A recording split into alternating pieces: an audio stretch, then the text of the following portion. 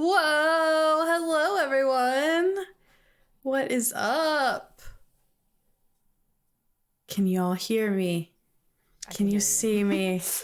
Are we flying away? Bring it in the noise! Bring it in the noise! Just getting hype. I'm trying to hype it up already. Trying to hype it up. And dude. Incredible. Welcome everyone to episode 3 of But Then What? This is our spooky episode. We got a little Spidey over here, a little Bat over there. Got Wes and Ambrose here with me. And I am so excited that you all are tuning in live for this improv insanity. Before we dive into that, I'll let y'all introduce yourselves. Nose goes. Wes goes first. Oh, we're not doing the number thing? We'll do the number thing later, but you can intro yourself first. Okay. Yeah. Do that. Hi, my name is Wes Franks. My pronouns are they, he. I make TTRPG stuff, and I do other stuff, too. So yeah, follow me at Thirst Trap Mothman everywhere, and that's me. Hey. Ooh. Ambrose. It's me. I'm the only one left here besides Sierra. Hi, everybody. It's me.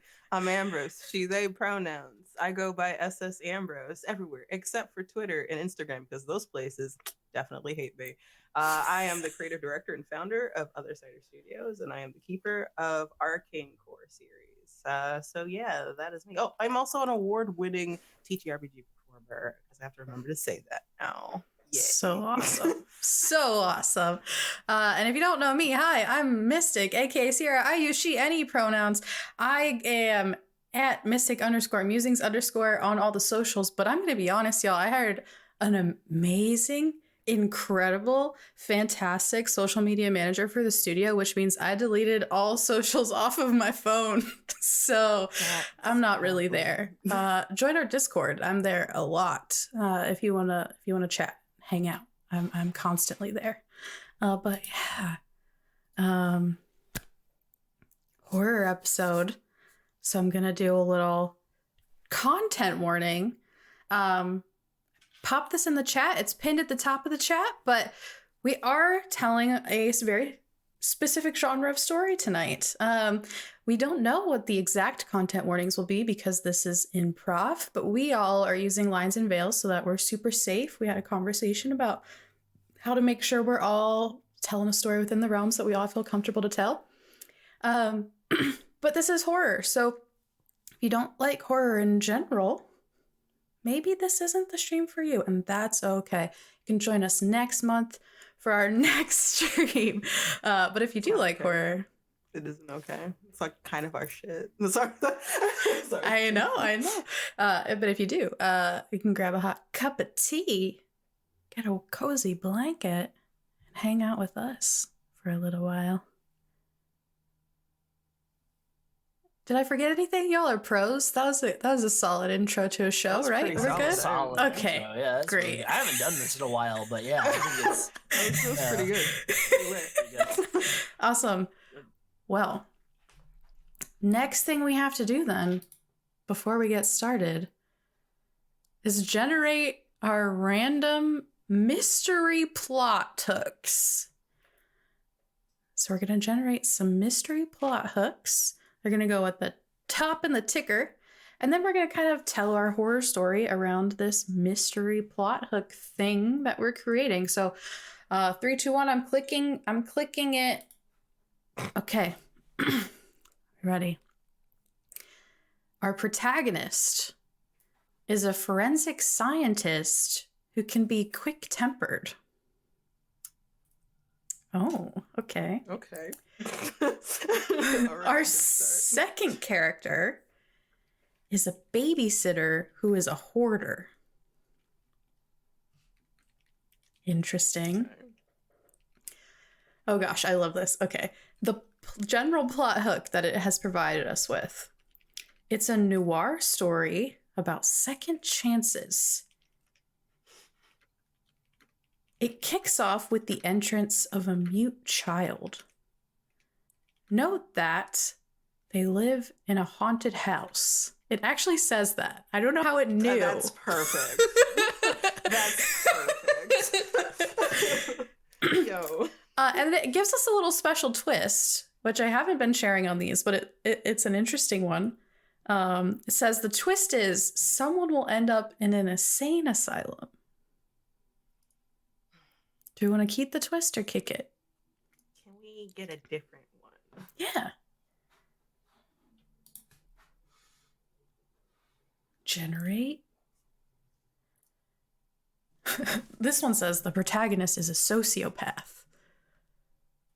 That is the twist.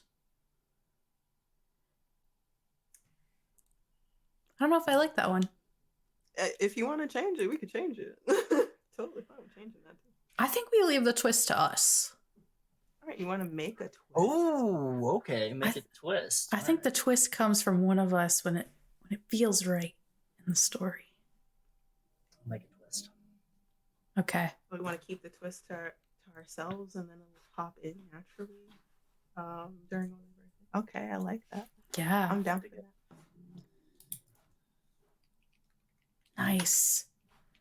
A noir story about second chances. Yeah. A babysitter that's a hoarder, and a forensic scientist that has a quick temper. Yep. All right. I just have to type all this into our ticker so that we have it. And it takes place in a haunted house. Mm-hmm. Okay. We didn't have to do anything. It already made it spoopy for us. I everybody. know. What the heck?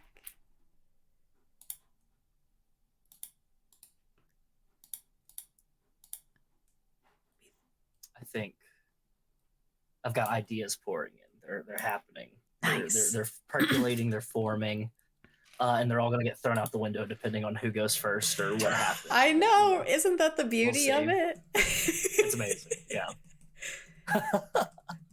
It's like a life lesson every time you do improv. It's like, I heard this once that like the only way you can truly be happy is if you have no expectations. And like Absolutely. You truly can't. Absolutely. Babysitter who is a hoarder. And a film noir that takes place in a haunted house. I got ideas too, I think. Don't take my ideas. Man, I'm in the brain space. I'm just taking it all. Just taking it. They're one out, okay? We are one brain. Get out of there. Okay, I think I got it typed. I've got it in the tick, and it's ticking in the ticker.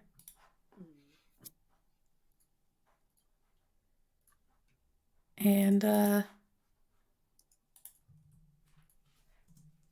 we got things going. All right. Last thing to do before we tell our story is to pick a number 1 through 10 to see who goes first.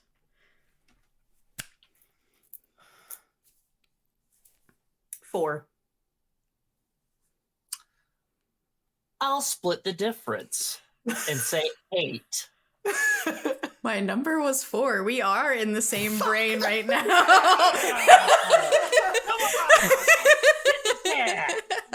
Going number 2.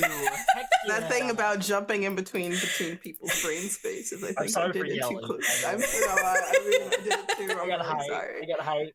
I really immediately started with an F-bomb. I'm so sorry, everybody. Get 1. It's PG-13. There's a babysitter. I just keep all the things I keep thinking about are like Halloween. I can't get Jamie Lee Curtis out of my mind, you know. Yeah. Okay. All right. Well, without further ado, let's tell our haunted house story. Ambrose, you will start us off, and I'm going to start our 3-minute timer in 3, 2, 1. It was a a thundering rainy day. It takes place in October, obviously the Halloween season. You can hear kids running down the street. It's getting darker outside sooner now. About 2 weeks before Halloween comes up.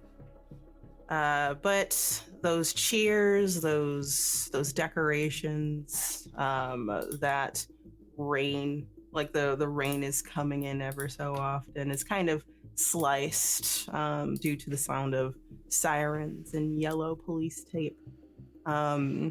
As we have our protagonist, John, that comes through, pulls up one of the police tapes up, curmudgeon-y, grumbling. He spilled his coffee before he got here. See a whole bunch of flashing lights as people take pictures of crime scene. Someone is found already out on the front lawn, dead, face down. There's a crowd that's already coming, generating out the front. What a time. This is a quiet neighborhood in a dignified space. Like, what could have happened? Did they fall off the roof putting up something, a skeleton up on the second floor? Maybe, but no one was there, no one watched. There might be some level of foul play, but who knows? And he looks around, meets with the police detective that's already crouched down, observing the body. He sighs deeply. All right, what is it? What do you got? What's happening here? Police detective Jack looks up, has a fedora, kind of a douchebag vibe going on. He thinks he knows everything. He thinks he knows everything that's going on here. Doesn't even need me, might as well as what he thinks. But hey, this is my job. I'm the one that actually has the brains of the operation. He has the looks and the vibe. Kind of douche. He's like, yeah, tell me what you got. He's like, well, looks like he just fell forward. Might have got spooked by something, I guess, but no one knows. We only have a witness. We have 2 witnesses over there. You point to the front of the building and you see a girl with golden hair. It's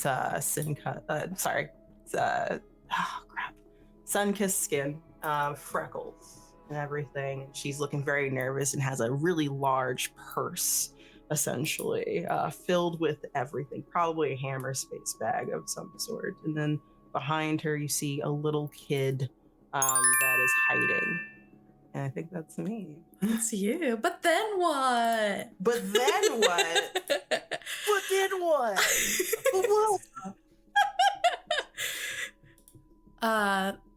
The little kid pulls at the bag of the sun-kissed skinned woman standing in the doorway.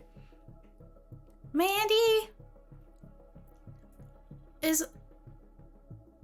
are they gonna be okay? Are they? I didn't mean to. And with that, both detective and police officers' ears prick as they nod at each other, calling in reinforcements from the forensics team to continue their investigation of the body here on the lawn.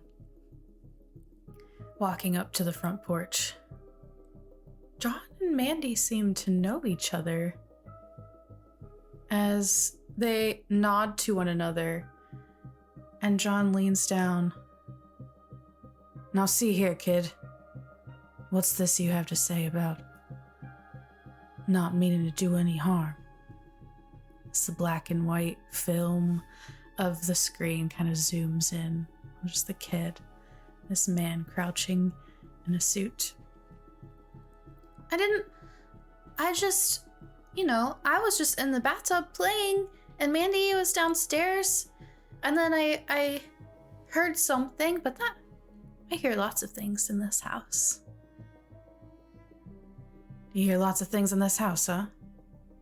What kinds of things? Get burglars? Mice?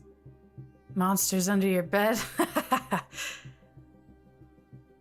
The kid kind of shrinks back a little bit from the man as he says monsters under the bed. Looks up at Mandy. You said that you got rid of the monster with that spray that you made. Yeah. I got, sometimes a lot of people don't know about monster spray. She gives John sort of that look that you give when you're trying to say something that you know that the kid isn't going to understand. Yeah, sorry, kid. Monster spray. That'll do you good. As he stands up. Need to talk to both you at some point. Can we get inside? As they look toward the house. More police, crowd gathering, some cameras from the local press of the small town. This is big news here. As the two forensic officers walk inside, Jack and John. Looks like a normal home. In the doorway here, living room to the left, dining room to the right, kitchen at the back. Stairs as you walk in, right in front of the door. But then what? Right? Yeah, you did it. You got it. Sick. The two forensic scientists look at each other. Jack takes off his fedora, hangs it up on the coat rack right beside the door. John looks at him, squints his eyes. Jack shrugs, and they start putting on their covers for their shoes, gloves. They have their bags. John looks towards the stairs and says, "Kid, I reckon you should take those." Jack just shakes his head and says, Yeah, I know. Your knees." Starts going up, and you can hear the steps creaking as he makes his way up. John starts sweeping through the house, and for the most part, it's a very standard middle America home. There's, your home sweet home, crocheted, cross-stitched, framed all over the place, live, laugh, love cutouts. There's family portraits across. John starts talking to himself. Nothing seems out of the ordinary. Standard living space. Seems like kid's been living here as well. Toys gathered. He's taking photos. He says, "I'm checking out the kitchen now." So we note that he has a recorder on him. Starts moving back towards the kitchen. Camera follows the frame, and we cut to upstairs. Finally, at the top, Jack is looking around. A bit similar up here, except it's a more homier vibe, not as presentable to company. Jack turns to the right, makes his way down a quiet hall. Notes there's a room with the door open. Child's room, toys strewn about, bed. Feels out the space a little bit, begins taking his own photos. Makes note of the window. Open, even though it's cold and rainy. You can see the curtains moving in and out. Steps over to the side and takes note of 8 fingerprints, or finger indents almost, like they were hanging on the windowsill, imprinted into the wood. Snaps a photo, pulls out a microfiber cloth, wipes across, and starts seeing to pick up prints. But then what? As he starts getting his fingerprint powder and a brush and being meticulous with it, has to show that he knows what he's doing at the very least. He feels the sudden urge that someone's looking at him. Right after he closed the window, just so that no water is coming in. And he slowly looks up and through the window, and Luckily, it doesn't seem like anyone's outside, but he does see a glare, and at first he thinks that it's a glare from maybe the streetlights turning on since it gets darker sooner, or maybe light from the hallway, or maybe a light lamp that turned on. No, there's two. There's two pinpricks of light that are glaring at him through glass. Over his shoulder, a shadow where those pinpricks are, and he stops. He drops his brush. The powder sprays everywhere. Man, like John's gonna think he's like incompetent at this point. Whirls around. No one's there. There's a breath of silence. You can hear people downstairs moving about. Takes a look around the room. Nothing. This is the room, though, like putting two and two together and looking out the window. This is where he fell. Where those like indents of him trying not to be pulled out the window? Was that something else? What happened? This is signs of struggle. This is clearly probably murder, but there's only two people here at the time. The babysitter, Mandy, was it? And then the kid. I don't think I got the kid's name. I should do that.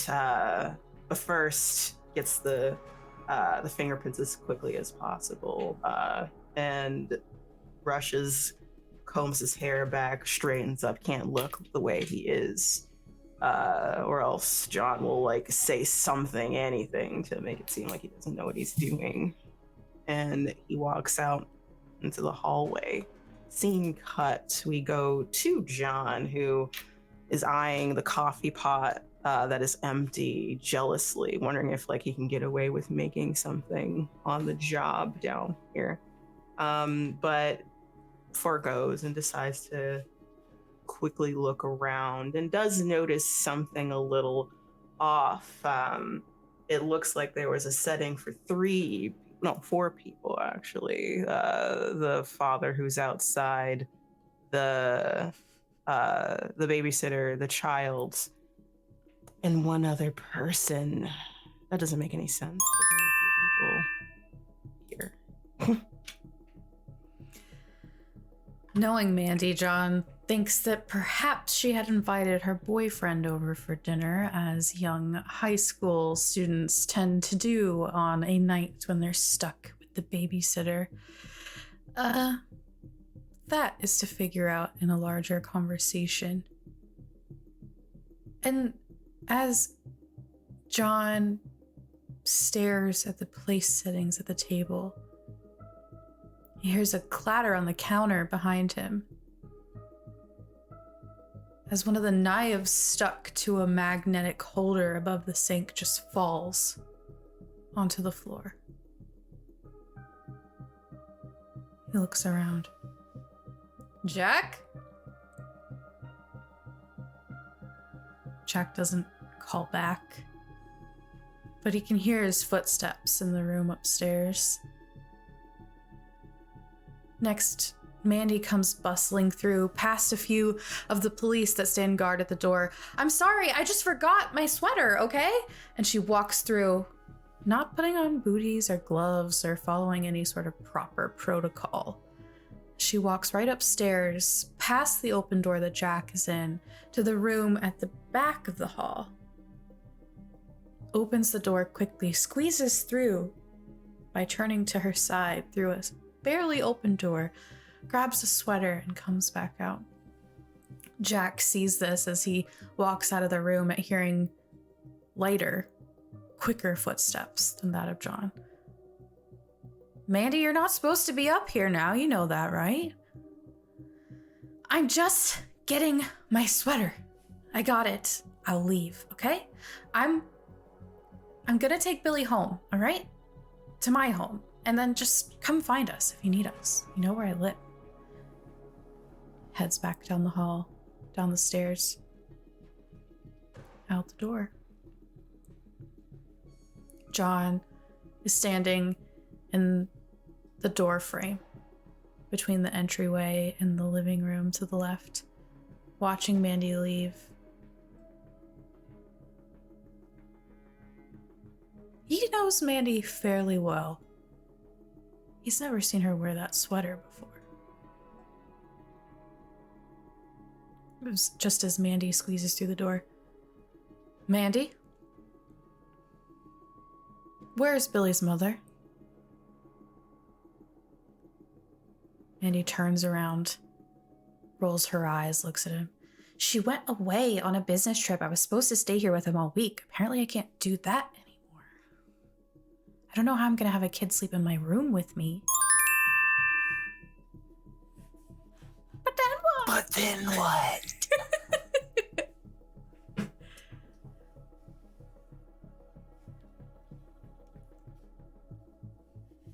John shakes his head and goes, I'm sure you'll figure it out. Just don't go too far. If anything weird happens, the detectives will give you a number, but I might be by to do some tests. Just in case. She rolls her eyes again, walks out. He squints his eyes. Something's off. We cut back to Jack. Managed to finally get some decent prints, but they seem weird, off somehow. Like they're reversed. There's a pattern that fingerprints tend to follow. But it'll assess a little bit more. When his feet kick something. A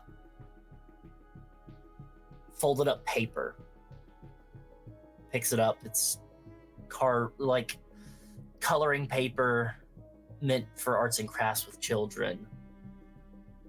Unfolds it, and you see father, child, yellow-haired lady, probably the babysitter, standing in front of a house. There's something weird, though. In the upstairs window, there's just this black circle multiple times with these two red dot eyes in it, like it's looking out.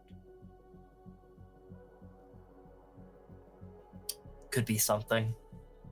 Goes ahead, puts it down, sets a placard beside it, evidence placard, snaps a photo. Let's move on. As he walks out of the room, we see it, but he doesn't.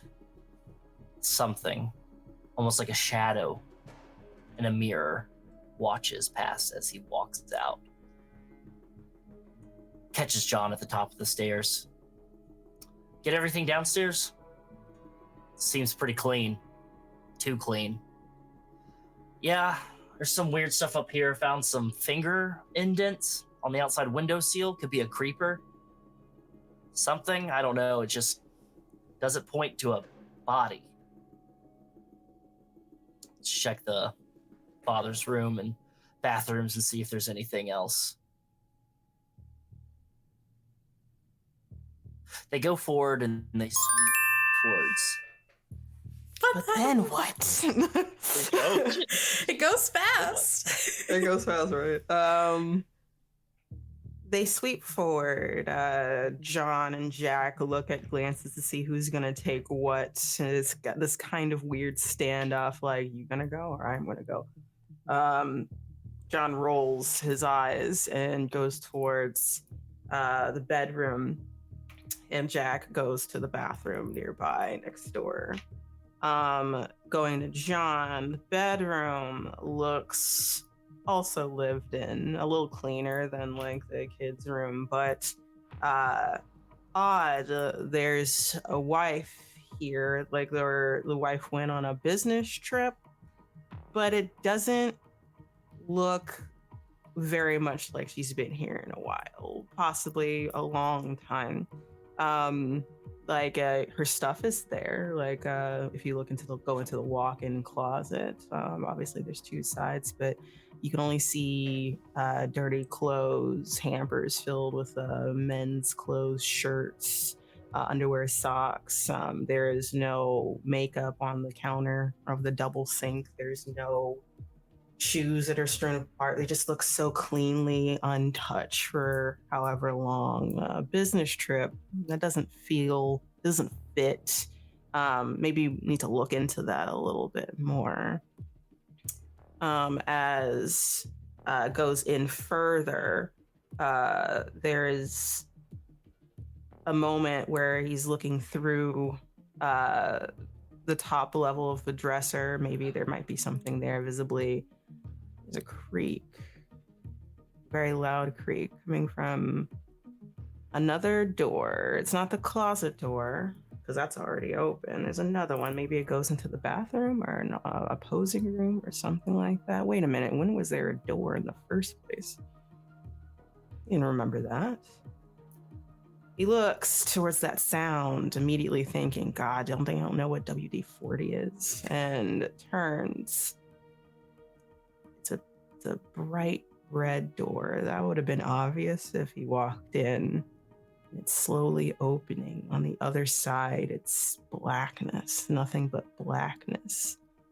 The edges of his vision start to blur and blacken, and there's a hyper focus on there, like he's waiting. His breath is catching, as if waiting to find out what's on that other side in the darkness. And then a snap. He shakes his head, closes his eyes, opens it again. There's no door there. It looks like there was like a door frame there at one point, but it's just a wall now. It was filled up with concrete. But then what? I want to say it different every time. The concrete kind of sits in his vision, and then as he blinks again, looking to the doorway where he'd come into this room to see Jack standing there, and looked back, it's even further gone, just drywall, painted. There's even bits of wallpaper that you can see that have been recently chipped away at. You all right?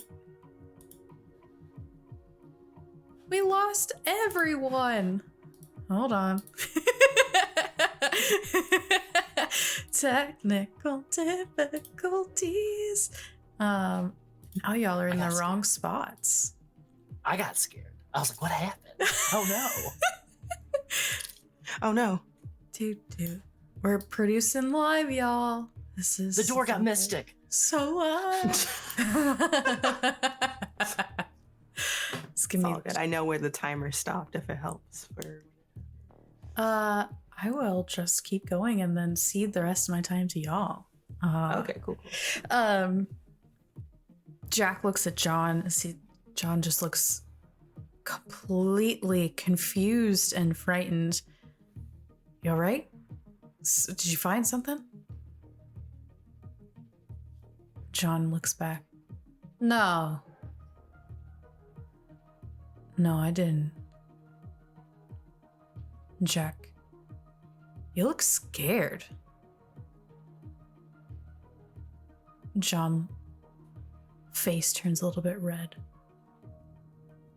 Yeah, well, you fucked up in the other room, right?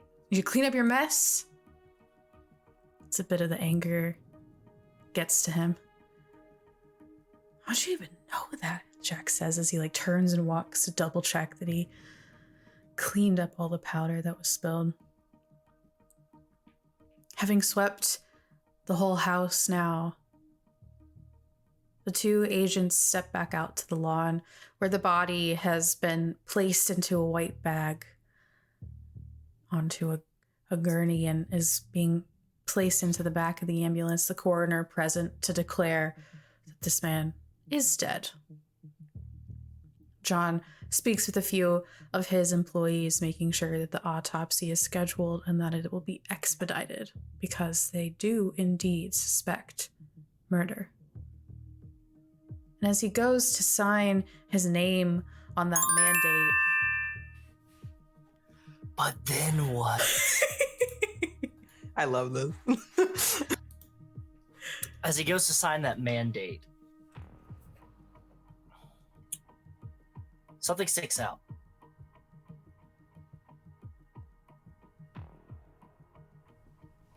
The time of death from what was on the scene, the coroner notated,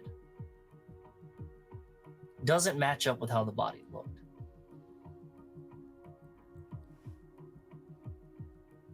Body looked almost too fresh. But over the coroner's notes that the body's been gone for about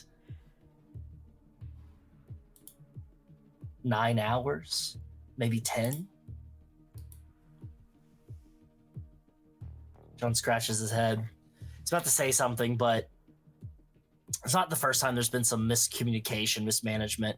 The autopsy will help get a further report, and if he needs to go back, he can adjust.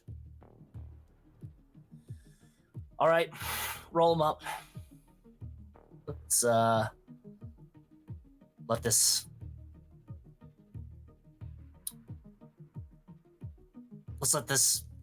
settle. Let's take a look at the autopsy. We'll have the detectives look over the evidence and everything, see if they can come up with everything or anything. Jack, you're with me? Nods. Fedora placed on his head. They get in their cars. They drive. We cut to the morgue. Both are in smocks, gloves on, hair is kept back in caps. They have protective shields on. Body splayed out on the table. John hits the recorder again, says autopsy. John Doe. Gentleman seems to be about not quite middle-aged, maybe mid to late 30s. No signs of transiency. Skin is clean, thoroughly clean.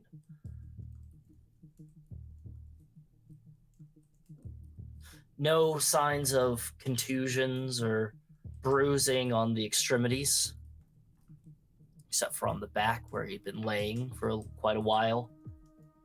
Huh, strange. Tweezers, please, Jack. Jack hands John the tweezers, and he plucks out from a fingernail a piece of chipped red paint. Funny. Can you hand me a bag? But then what? But then what? Thank So, hands him the bag.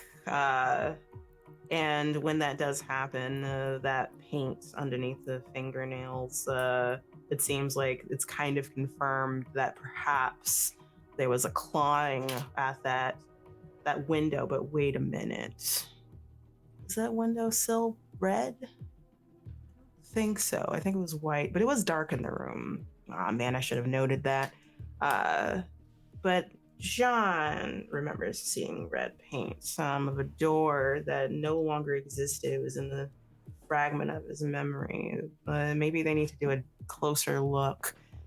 Not tonight, maybe tomorrow for sure. Because crime scene is closed, but definitely need to talk to Mandy. Mandy was acting a little weird. I know I can be abrasive, of course, and Mandy automatically thinks I'm full of it, but worth a try to ask. She knows better than to enter a crime scene. Get her sweater back. I've never seen that sweater before. Continue with the autopsy as noted in sealing the bag to be reviewed later. Maybe find out where that paint came from, what type of paint maybe, what its base is. There's a weird noise that resounds. John and Jack are looking at each other across from each other, either side of this body, and it sounds like air escaping from somewhere. It's in front of them, but they're not sure where. Very similar to like a sealed room opening. And Jack is the first to look down and sees like the mouth is slowly opening, and you can see there's something there. carefully opens the mouth, and sees a folded up piece of paper, quartered essentially on the tongue, and takes a tweezers and pulls it out. Construction paper, like a kid's construction paper, very similar to like the child drawing found before and taken a picture of. And there's tension in the room, it's silent, it's quiet. They slowly unfold it, and on it, just a black circle scribbled over and over and over and over and over again. And in the middle of those two pinpricks that Jack remembered seeing in that reflection over his shoulder. He drops it, falls on the bare chest. It doesn't go anywhere, it's still there. And it's just like,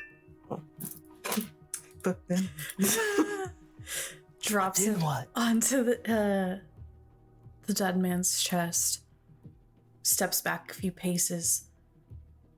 John drops his scalpel, digging a little too far into the leg as he tries to extract a splinter he finds there. They're both a little jumpy. Not as stable hands as you'd think they would. John pulls the splinter he's working on out of the leg. It looks to be made of plastic. And as he pulls it out slowly, he looks closer. It looks to be like a small sword. Something perhaps a young child would have as a part of a playset.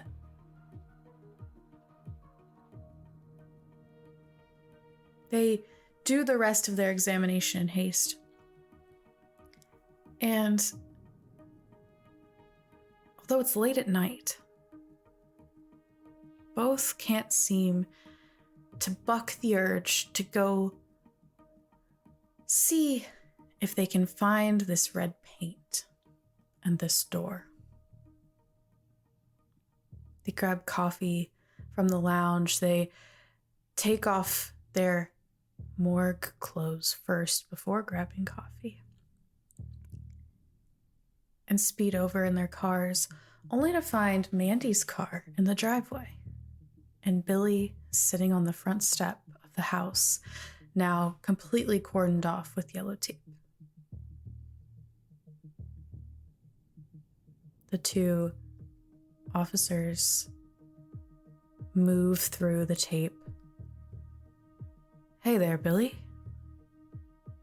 What are you doing here? I thought you were staying with Mandy. Well, we didn't grab any clothes or anything when you all kicked us out earlier.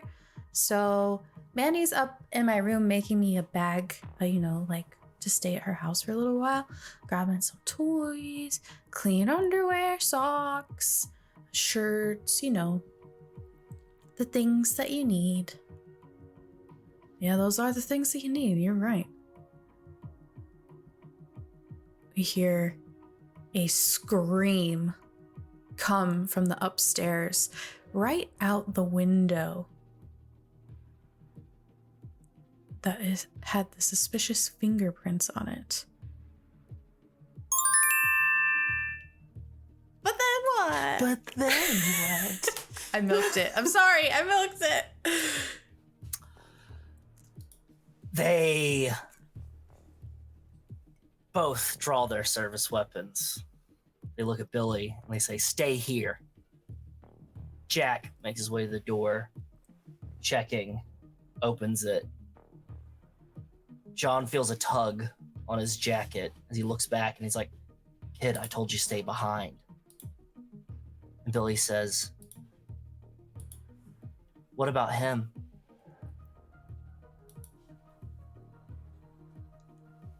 "What do you mean?" "I don't want the closet man to get me." John has a split-second thought of, know who that is. I don't know, but this kid needs to stay safe. So he says, all right, just stay behind me, hold on to my jacket, and when we get inside, find a place and duck down and hide. They make their way in through the house. And as they step through the door, they're fully expecting to walk into that same normal home with the live, laugh, love, and the kids' toys and everything. But instead, they've walked into a room. The house itself, the same kind of layout. You see the steps, you can see the door leading back to the kitchen. But instead of those normal decorations, the picture frames and everything, the cross stitch, wooden plank floor. Normal, seems almost like a handmade carpet. Furniture that seems handmade as well. Carved intricately. There's no electric lights. There's just candles and lanterns lighting the place.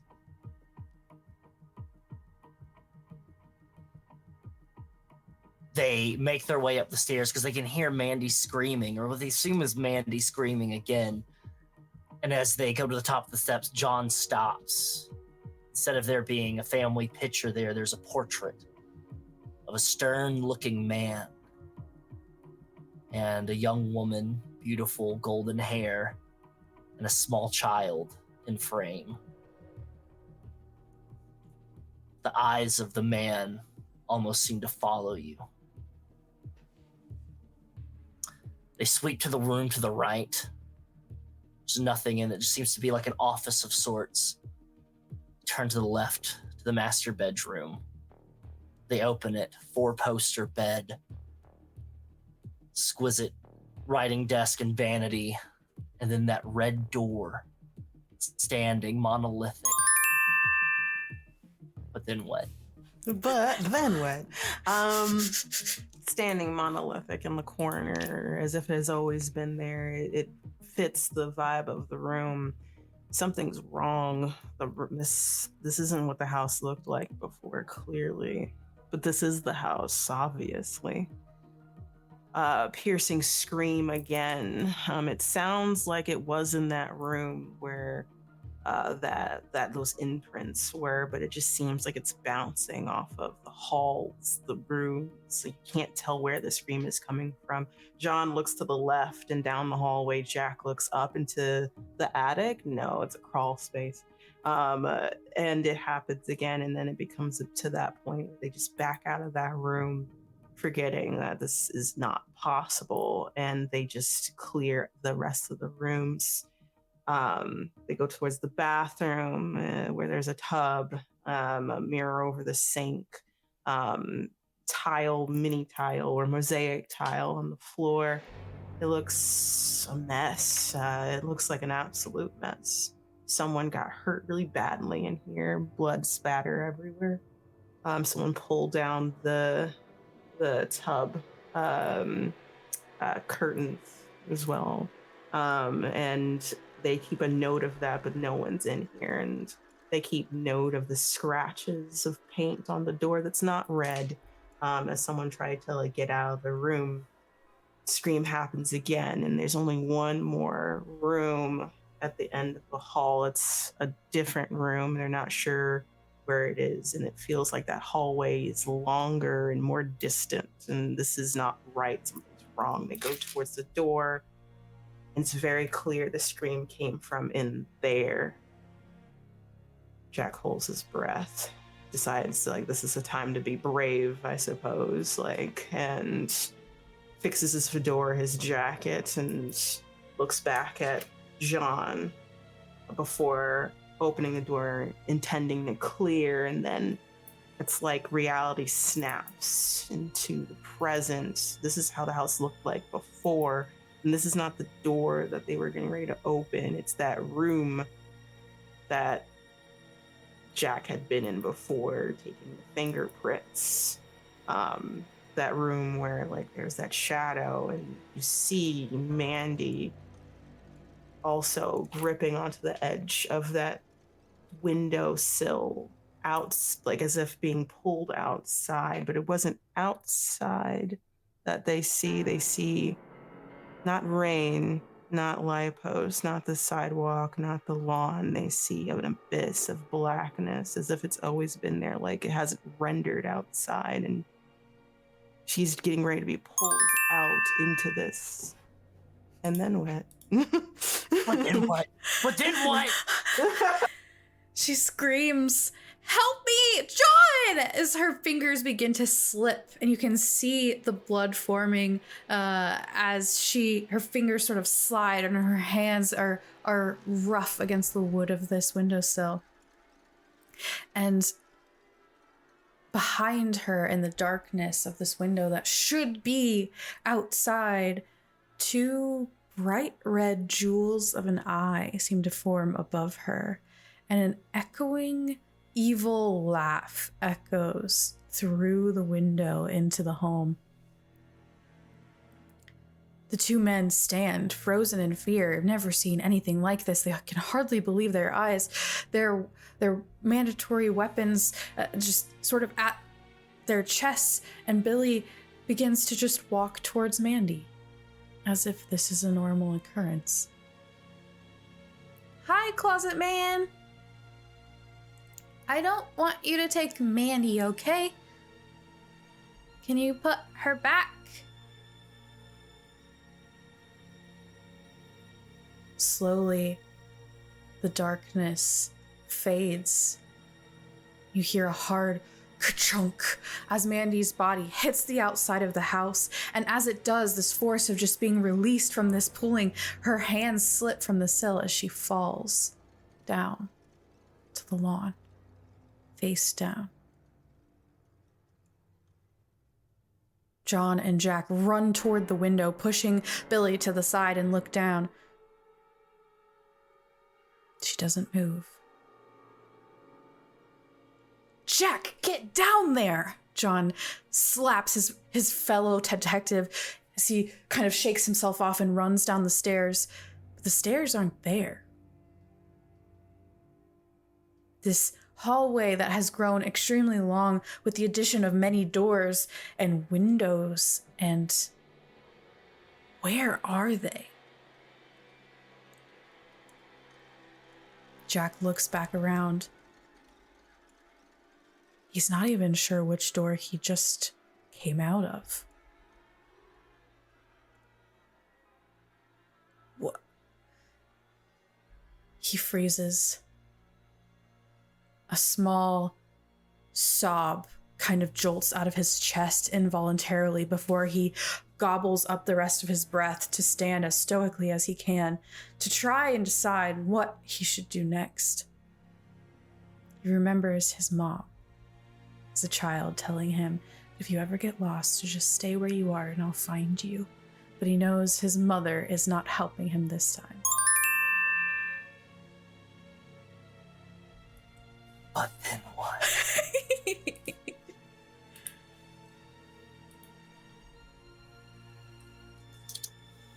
The two forensic scientists start trying windows. None of them open.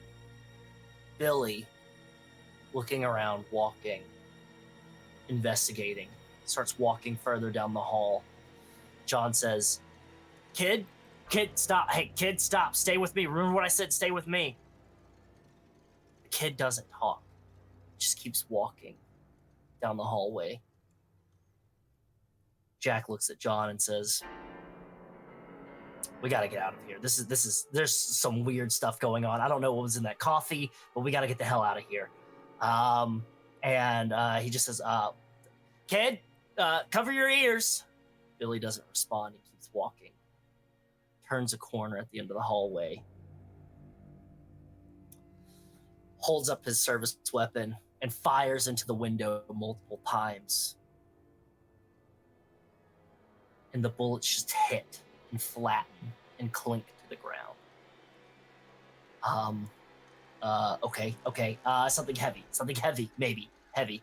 John says, Where's the kid? You know what? You try to figure out how to get out of here. I'll find the kid, okay? Jack says, if you're not back, what am I saying? If you're not back here, Yeah, whatever. Starts wandering down the hall. John does. Turns the corner. And he sees the kid standing in front of this red door again. John walks slowly, tentatively forward. He says, Billy, I need you to come here, okay? Billy, that's not safe. Stick with me. No reply. It's the kid. Grabs the knob, turns it, opens. Steps back. Turns around and looks at the forensic scientist. Oddly calm. There's nothing that John can see in that door. It's just blackness. And then two red eyes appear. And they move forward. And then you can see the outline of what appears to be a humanoid shape. Man. Steps out. Puts his hands on the child's shoulders. Then what? But then what indeed? Puts his hands on the child's shoulder from behind. Oh, sorry, was it my turn? It is. Okay. Puts his hand on the child's shoulder from behind, very much like a father figure, like coaching his child, watching something, taking something in, gentle, but the hands are too long, the frame is too tall, the leering eyes are just not human clearly. And it's looking at John, who is just frozen. You can hear a voice. You can't see the mouth. You can't see the features. But you can see the outline of clothing, suit, the outline of pinstripes. It's weird. It's a flattened image, kind of real life. You hear this voice booming across down this hallway, just like, good, you bought them here. I'm so sorry about Mandy, but we can always find another one. It's okay. She didn't know how to let go of things anyway. But you bought me 2 other ones to play with. That's good. You should go run along. Go into the room over there, and there's plenty of paper and crayons to play with. Take care, Billy. Pats him on the head. And the kid very calmly smiles, looks at John, and goes into the other room that wasn't supposed to be there in the first place. And John sees, for a split second in that room, it looks like a very familiar room that they had originally been in, and as if it's always been there. He is torn between running towards it too, but then having to be close to this being, this thing that's looming and tall and professional in front of him. And he takes a step back instead as the door closes. And this ominous being crosses hands behind their back. He's like, well, John, let's have a chat, shall we? And there's a slow walking. Every step, it's like there's a crunching of the wood, as if something ominous and heavy is stepping down, but he's light with each footstep. And John continues to take steps back and decides to break character, to break the hard case visage of him. He decides to turn and run and make that left turn towards where Jack is, or towards where Mandy might be out on the lawn, falling face down somewhere. And then it's just... And then what?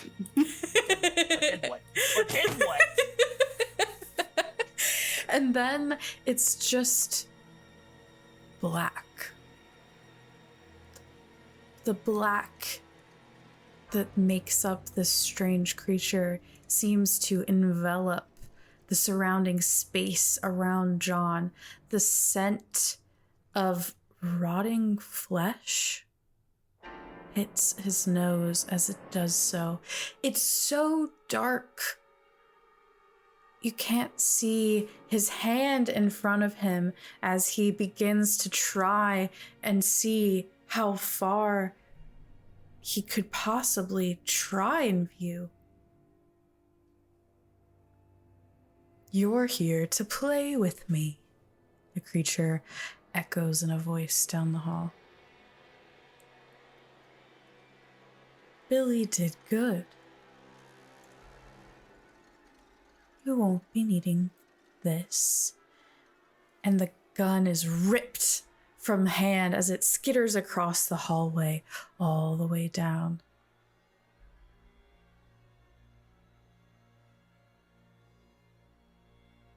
John doesn't know what to do. He can't see.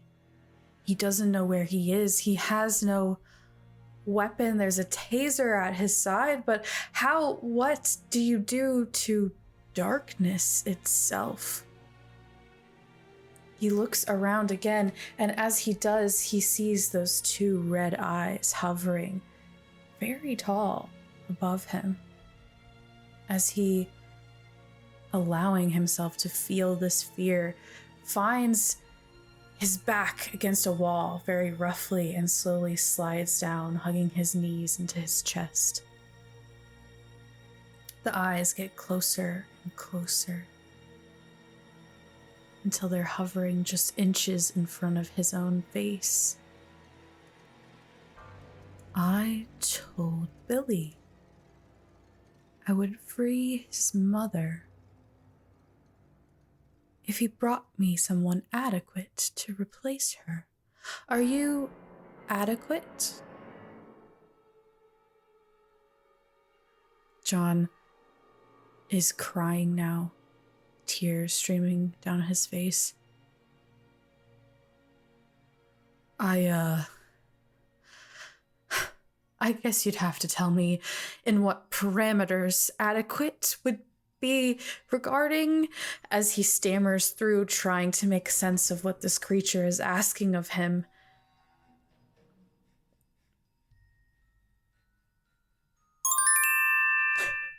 But then what? But then what?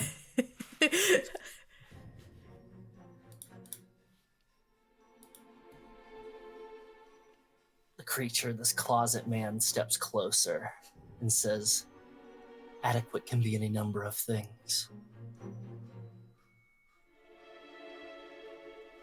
You might not meet up to par, but we can get you there, bit by bit.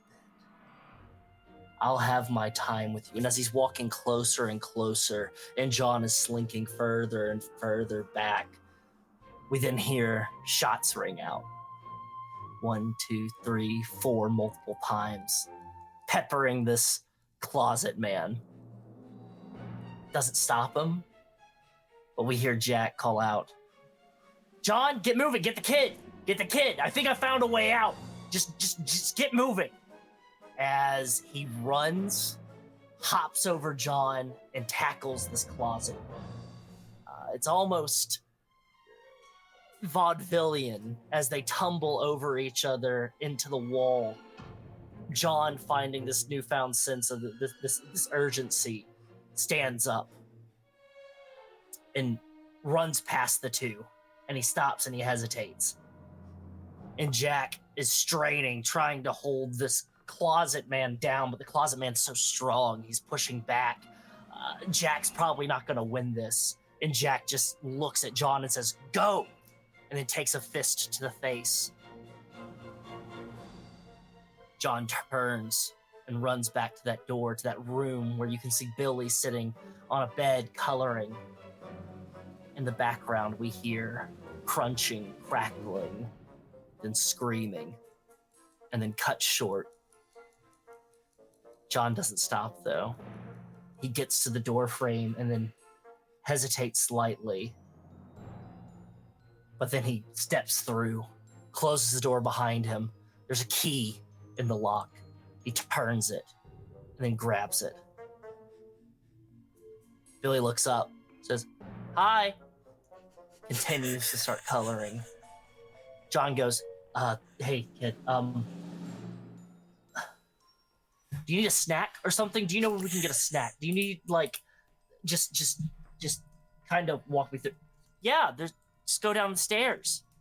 He goes, "Not that way, another way." He goes, and points to a window. The kid looks back at John, and John says, "Okay."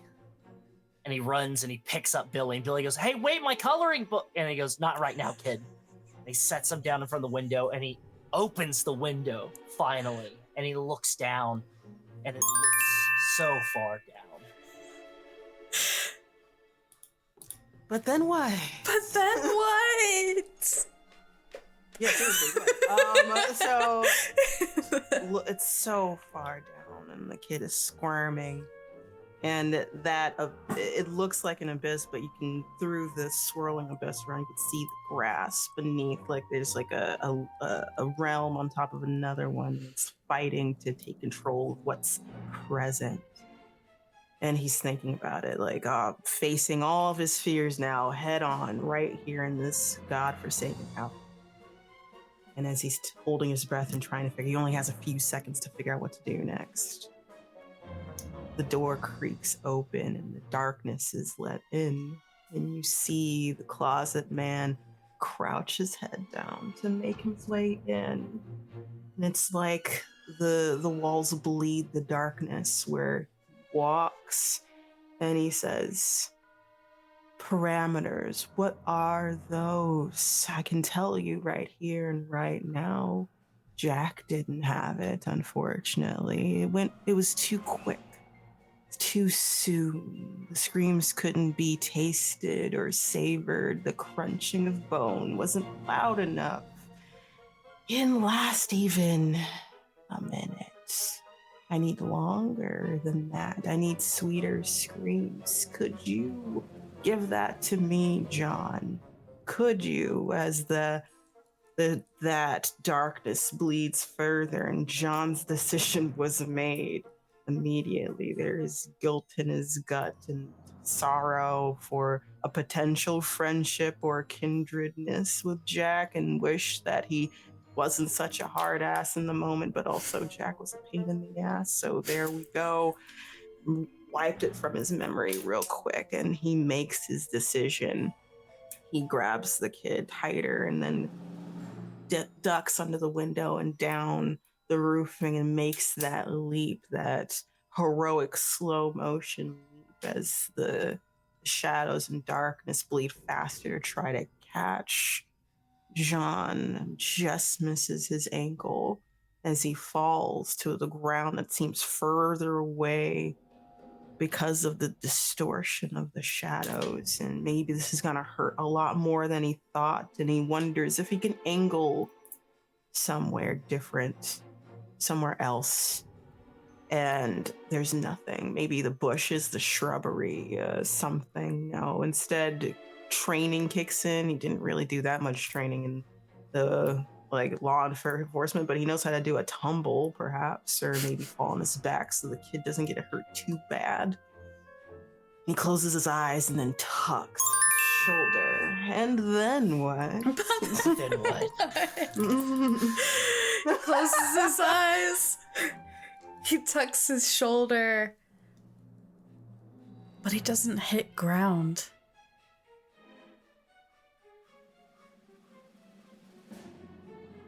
The darkness seems to have grown stronger. The death of Jack, feeding as slowly and slightly as he did with this insufficient friend, grabs Billy almost as if to caress him and slowly places John's feet and body onto the ground of the grass.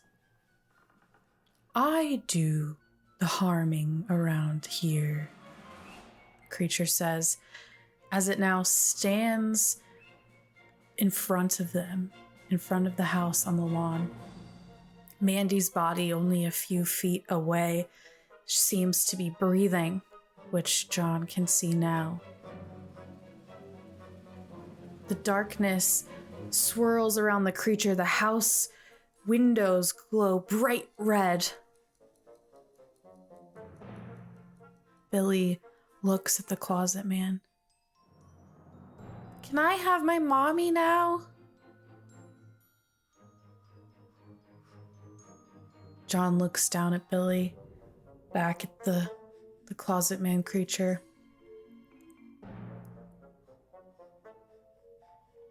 Regaining his strength, remembering his training, he thinks about opening an interrogation with this creature to learn more.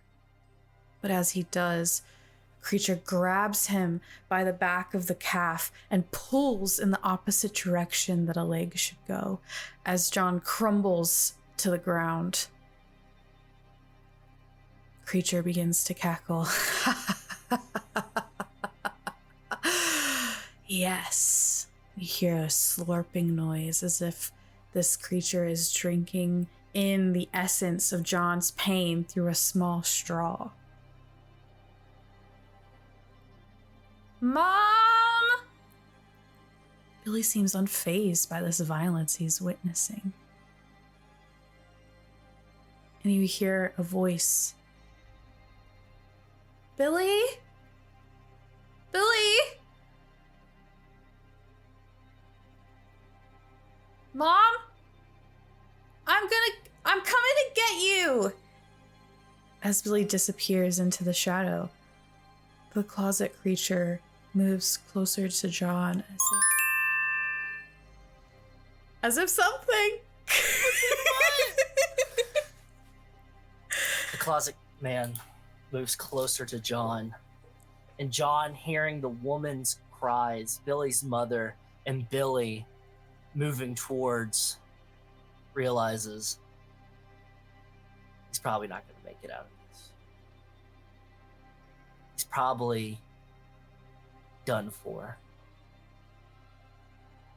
He's a bit of a shit cop, bad at being a forensic scientist, but he can do the right thing here. And he starts laughing. And the closet man stops and says, "What's so funny?" And John says, "It just all feels like a B horror movie. You know? Partner dead. You took a mother for their kid. It's trite. It's overdone. You're overdone." The closet man gets real close to John's face and says, "You don't know the meaning of overdone. I will show you what's overdone. I will cook you from the insides. I will have you for breakfast, lunch, and dinner." And John says, "I'd like to see you try." The closet man grabs John's head. John, looking over and seeing Billy rush towards a woman, grasp her. She's crying and hugging him. He turns his head against the closet man's strength, the woman looking directly at him, and he just mouths the word, "Go." The closet man moves his head back and says, "Focus here. This is what's happening here." As John says, "You like parameters? Let's see what parameters you have." And he holds them tight. He grips around him, strength and squeezing. Billy and his mother start moving away, around past what they're seeing, as they see John almost gripping in this kind of psychological but strength kind of battle. But John's losing. He's slowly getting enveloped. But John's okay with it, because he's making a difference. He's actually doing something. And he just holds on tight. Maybe he can hold on tight long enough. But then what?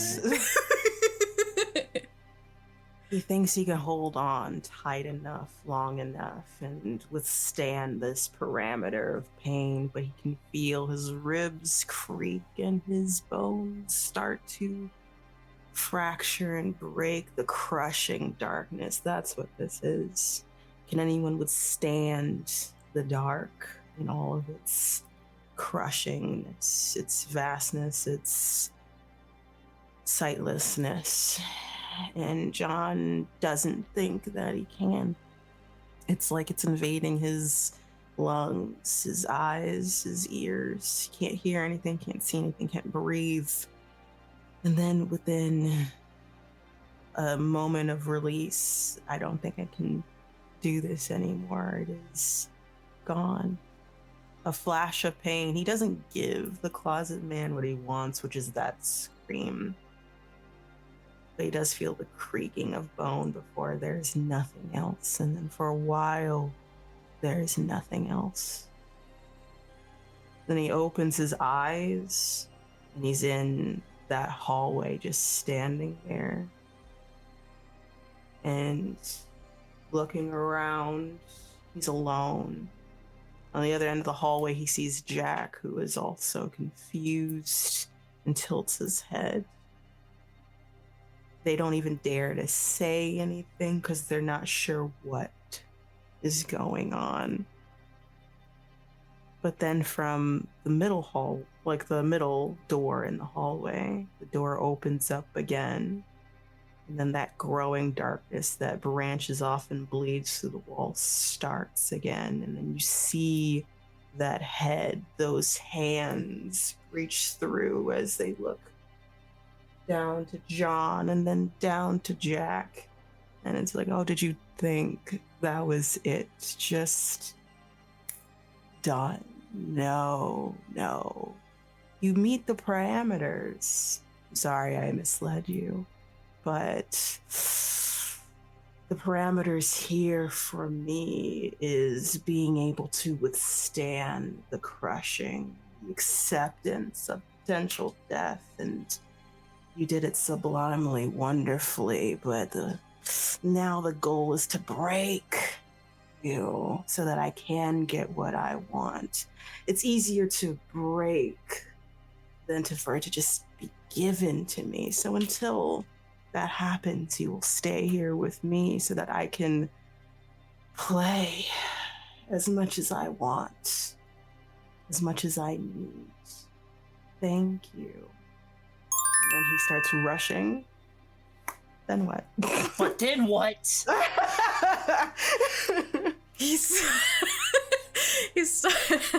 Oh shit. He starts running, looking and trying to open all the doors to no avail. Jack falls to his knees. And we cut to the next day. Billy standing there with his mom in a tuxedo, rocking a bowl cut. They just stand in front of the house, looking up at the door from the grass, knowing that Mandy is in the hospital, hoping to recover. The prognosis is slim. The mom looks down at Billy. I don't think we should go in there, Billy. It's okay, Ma. We traded. I got you, and he got what he wanted, the closet man.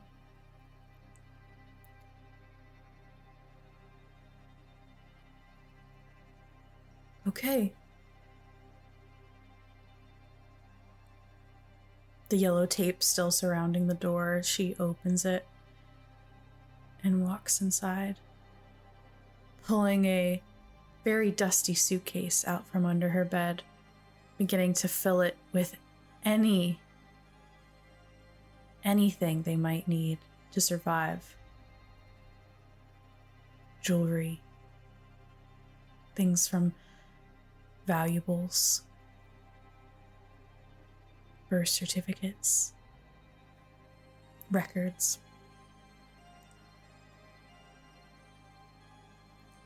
When she walks back to Billy's room where he should be packing, she sees him standing there, looking out the window.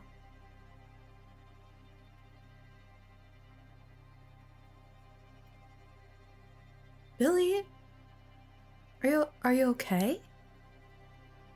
Do you need help with your toys? Do you have a bag? She goes to look under his bed for his suitcase. Begins to quickly begin packing the clothes, paying very little attention to the room itself. Then what?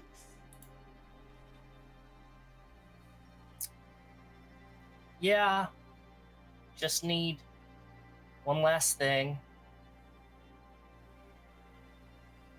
And we see him put some finishing touches on a sheet of paper, some crayons.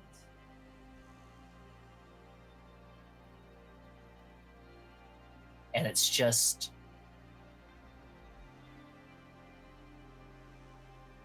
a drawing of a stick figure man and Billy and his mom and another man with a fedora. And it just says, "Thank you," on it. As he picks up his small suitcase and walks it out of the room. Sits there for a while. And then we just see the arm and the hand of John pick up the paper, look at it, fold it up, put it in his pocket. And he says, "Thanks, kid." And he turns, he walks out of the room, and he closes the door. And it's a red door. And I know I have a minute and 20 seconds left. That's the end! But smash cut. It starts playing some song. Oh, I didn't mean actually that was the end. Oh man, that's so good. Technical difficulties. That's perfect timing on technical difficulty. It was. That was great. Wait. Oh my gosh, we gotta get where? Hi, my name's Ambrose. I'm with Other Cider Studios, and you can. Okay. Great, love that. Y'all are twisted up again. All right. Hi, I'm Wes Franks, graphic designer. Yeah. Hey. Thank you, everyone, for tuning in. Thank you, Miss Petty Dreadful, if you're still here, for the follow. And wow, the closet man. Hi, Rachel.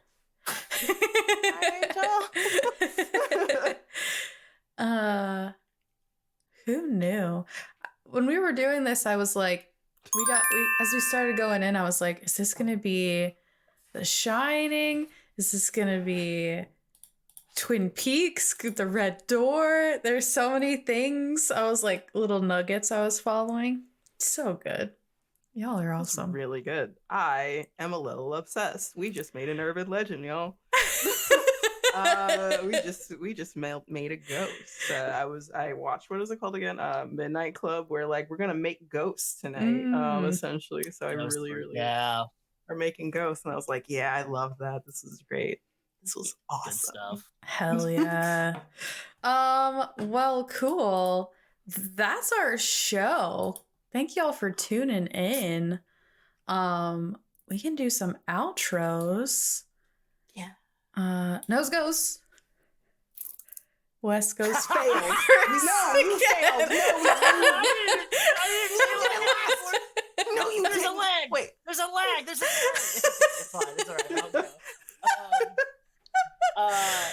Hi, my name is Wes Franks. The clear second place of the nose goes, but it's okay. I'll graciously take third. My pronouns are they, he.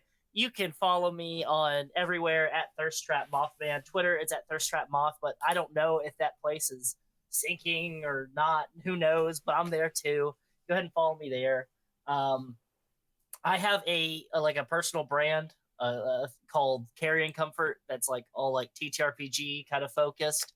We're not doing like any actual play streams or anything right now. I'm deep in the middle of editing Villains, which is a Vampire the Masquerade chronicle that's set in the Sonoran Desert in the Southwest United States. It's going to be really cool and rad.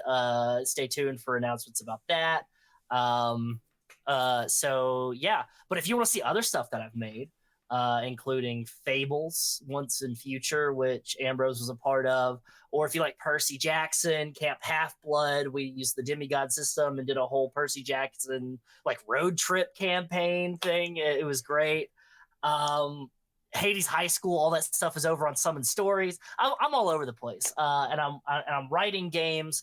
And I'm running games on Start Playing. So if you want me to write on your game, hit me up, hire me. I will write on your game. Or if you want me to run a game, hit me up on Start Playing. I'll run a game.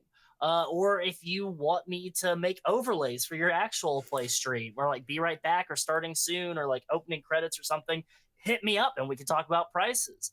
You can see examples of my work with the opening credits of Arcane Core, which Ambrose will tell you about. But yeah, and if you want to see a bunch of the stuff that I've done, carrion-comfort.com. That's my website.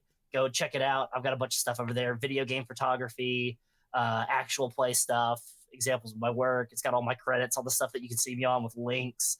And I can announce it if you're going to PAX Unplugged. I am on 2 panels. So you can see me on Terror Behind the Dice. It's about TTRPG, talking about horror through TTRPGs.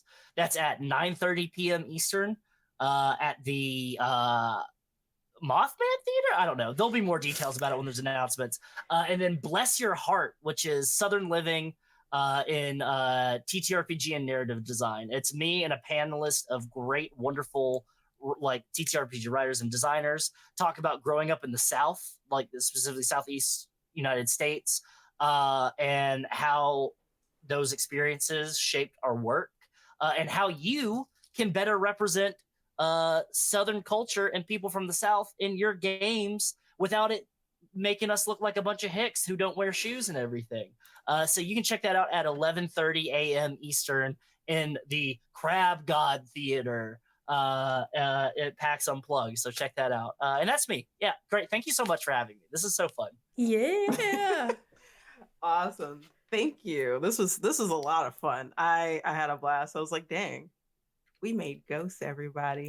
Hi, everyone. I'm Ambrose. She, they pronouns. I go by SS Ambrose everywhere except for Twitter and Instagram, which you add an underscore at the end because those places, you guessed it, hate me.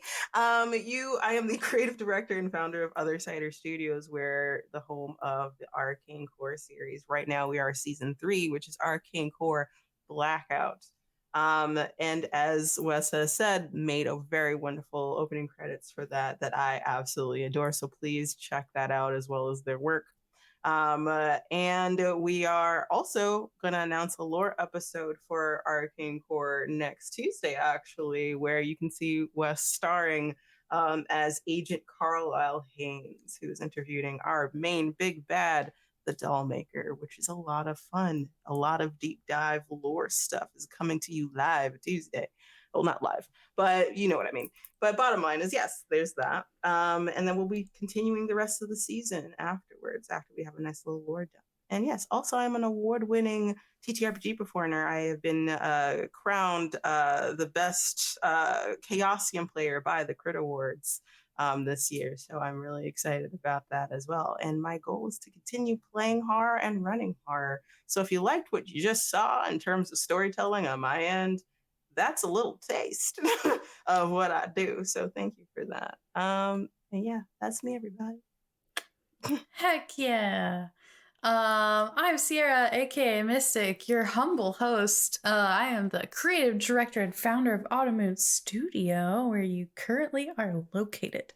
I am doing more things than I thought I was doing. You can catch me on a super secret project with Bad House soon-ish. Soon.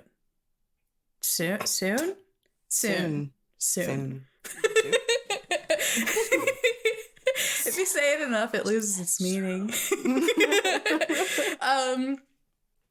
Also did a voiceover for another studio for one of their horror podcasts. Super stoked about. As soon as I can announce where that will be found, I'll let you all know. I released a book recently, a collection of short stories based in my world that our Dungeons and Dragons podcast takes place in, called Utopia. The short collection of short stories is called We May Not All Be Heroes, and it's about the NPCs in the world. It's all flash fiction, so like 1 to 2 pages. There's 10 of them, and you can get it. Hardcover is out now. Ebook is out now. Paperback comes in November. What else am I doing? I'll also be at PAX Unplugged. It'll be my first con ever. I'm not on any panels, but if you want me to be, I'll be there. I will hug you. Yes. If you want hugs. Lots of hugs. And that's it. Any last words of wisdom for the viewers at home, friends? I also forgot that I am going to be on panels too.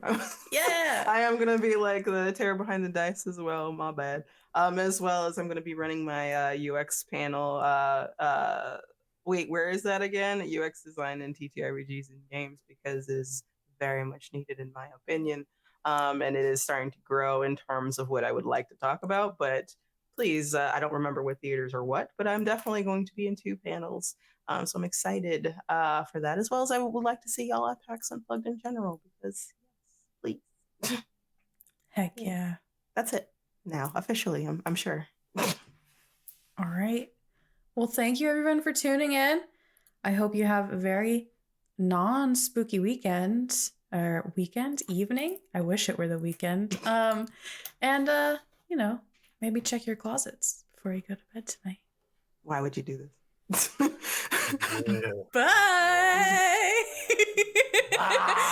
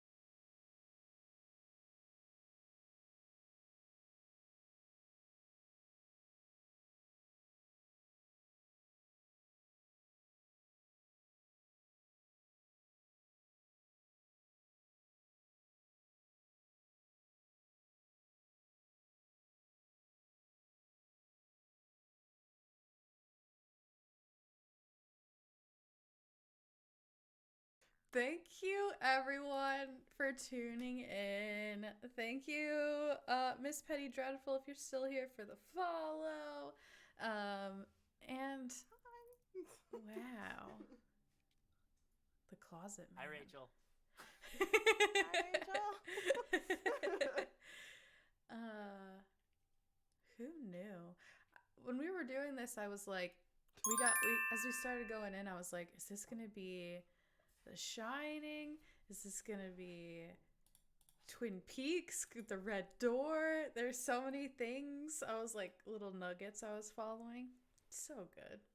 Y'all are awesome. That's really good. I am a little obsessed. We just made an urban legend, y'all. we just made a ghost. I watched, what is it called again?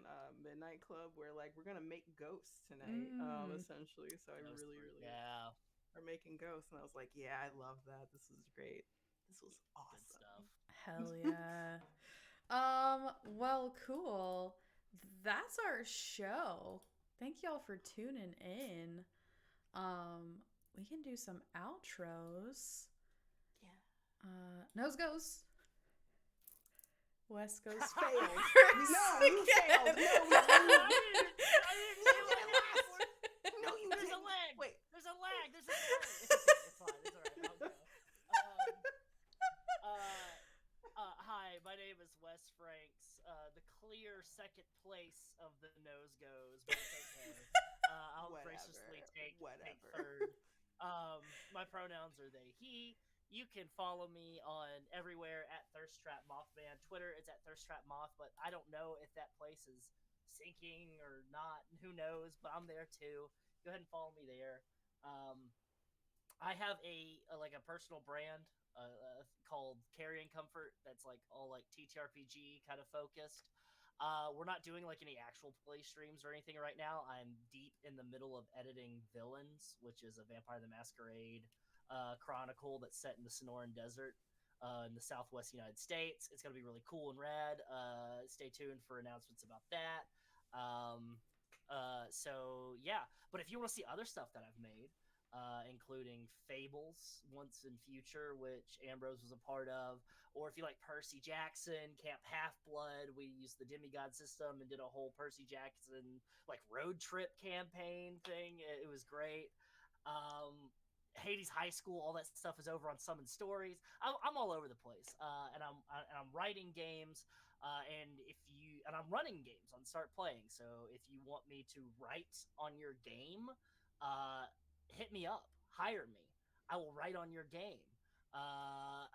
Or if you want me to run a game, hit me up on Start Playing. I'll run a game. Or if you want me to make overlays for your actual play stream, or like Be Right Back or Starting Soon or like opening credits or something, hit me up and we can talk about prices. You can see examples of my work with the opening credits of Arcane Core, which Ambrose will tell you about. But yeah, and if you want to see a bunch of the stuff that I've done, carrion-comfort.com, that's my website. Go check it out. I've got a bunch of stuff over there: video game photography, actual play stuff, examples of my work. It's got all my credits, all the stuff that you can see me on with links. And I can announce it if you're going to PAX Unplugged. I am on 2 panels. So you can see me on Terror Behind the Dice. It's about TTRPG, talking about horror through TTRPGs.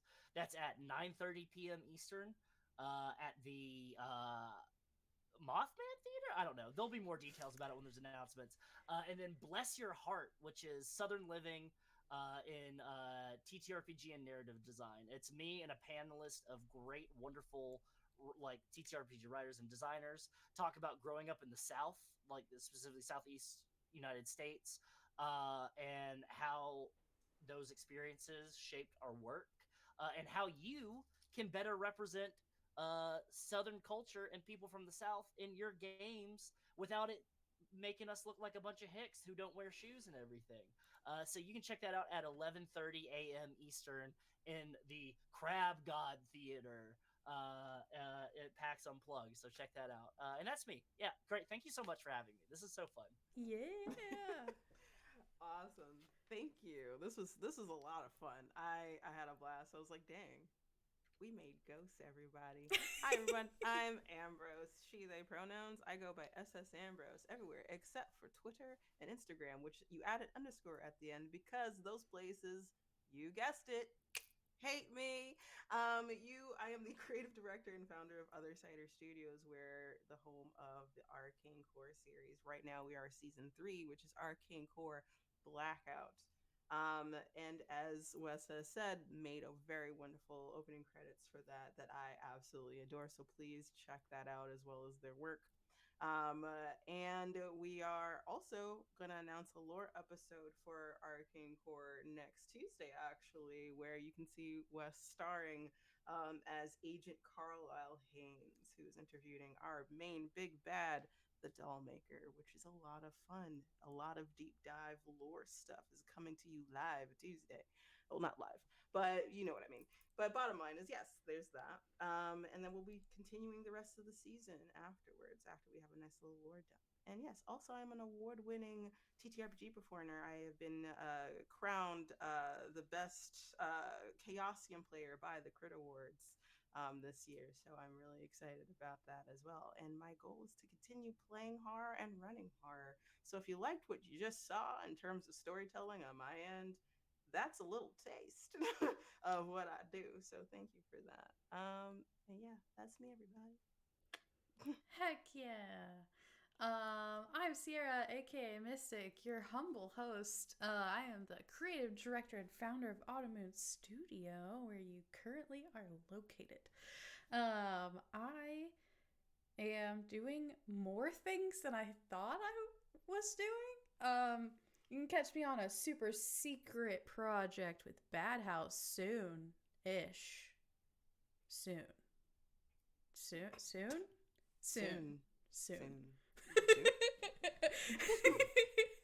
If you say it enough, it loses its meaning. Also did a voiceover for another studio for one of their horror podcasts.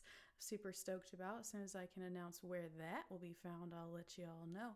I released a book recently, a collection of short stories based in my world that our Dungeons and Dragons podcast takes place in, called Utopia. The short collection of short stories is called We May Not All Be Heroes, and it's about the NPCs in the world. It's all flash fiction, so like 1 to 2 pages. There's 10 of them, and you can get it. Hardcover is out now. Ebook is out now. Paperback comes in November. What else am I doing? I'll also be at PAX Unplugged. It'll be my first con ever. I'm not on any panels, but if you want me to be, I'll be there. And yes, if you want hugs. Lots of hugs. And that's it. Any last words of wisdom for the viewers at home, friends? I also forgot that I am going to be on panels too. Yeah. I am going to be like the terror behind the dice as well. My bad. As well as I'm going to be running my UX panel. Wait, where is that again? UX design in TTRPGs and games, because it is very much needed in my opinion.